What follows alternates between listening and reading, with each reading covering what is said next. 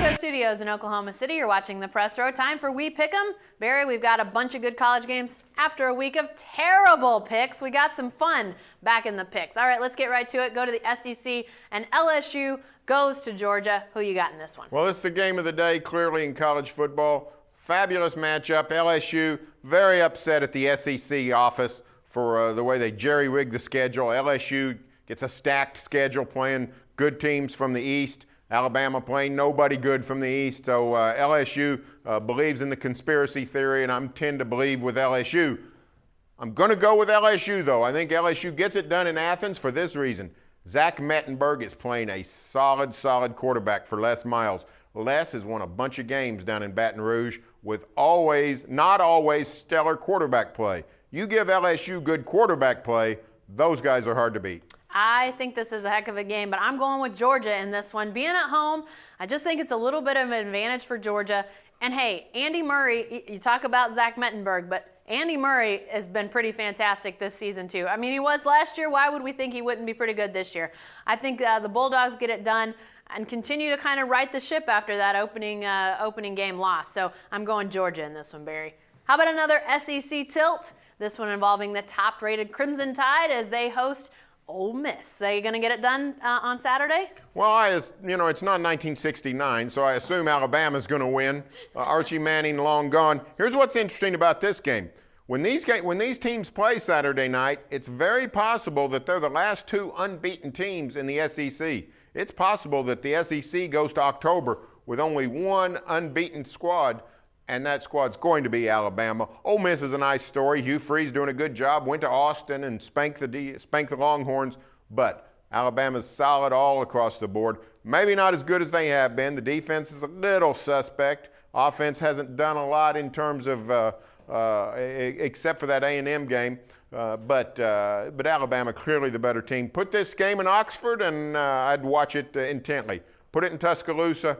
I'm pretty sure what's going to happen. Yeah, I'm pretty sure what's going to happen too, and I think that's Alabama winning. Yeah, and I think in a couple years, with Ole Miss and the recruiting class that they brought in this last recruiting season, that's the kind of talent that could start to turn the tide and turn it away from the Crimson Tide potentially to Ole Miss. I think they're building. I think they're going to try to be the team in the SEC, but right now the team in the SEC is clearly Alabama. And Barry, this is, as you mentioned before, the LSU conspiracy. This starts sort of the run of games that you look at on Alabama's schedule and said, man, if that was an away game, or if they had to play so-and-so instead of so-and-so. Alabama's schedule. What an easy run for the Crimson Tide. All right, let's go to the Big Ten, and Wisconsin goes to Ohio State. Barry, the Buckeyes going to fall at home?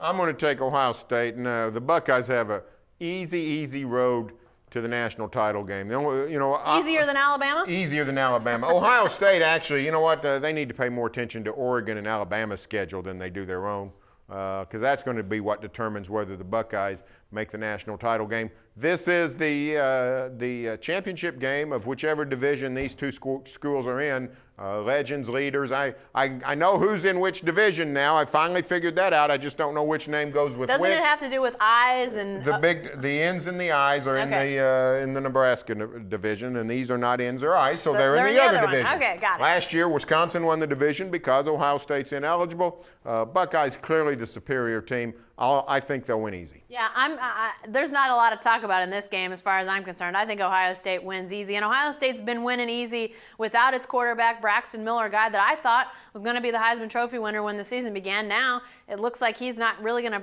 probably play enough games to get that Heisman Trophy nod. So, but they're getting great play out of the replacement quarterback and really all of their team. I don't see them losing this season. I think it would take them having a really down day. Sort of like we were talking about Alabama a second ago. They didn't look great against Colorado State, and you kind of wonder, can they keep up that intensity all year and not have a stumble? I sort of think the same about Ohio State. I just don't see them losing a game. I think they're the superior team against everybody they play. All right, Barry, what about the two games involving our Big 12 teams in state? Let's start with OSU going to West Virginia, about 11 o'clock kick. Who you got? Well, after watching West Virginia playing Norman, I thought, you know what, they'll put up a fight against OSU. That'll be a tough game for the Cowboys. Then I watched the Mountaineers play Maryland in Baltimore, and a total no-show, 37-0 loser. West Virginia's taking on water. This is a team, maybe a football program, in serious, serious trouble.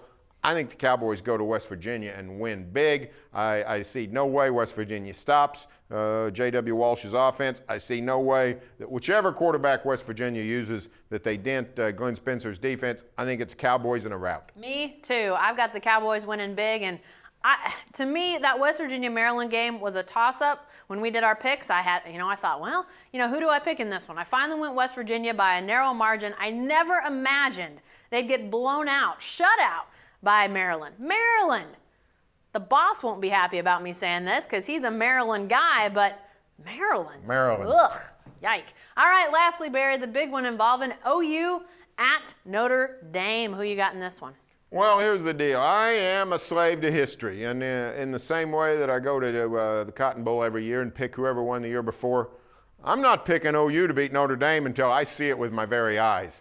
And you know what? A whole lot of OU old-timers are with me on this. I talked to some OU fans that have been to games in South Bend in '99, in the 60s, back in '68 when they went to South Bend.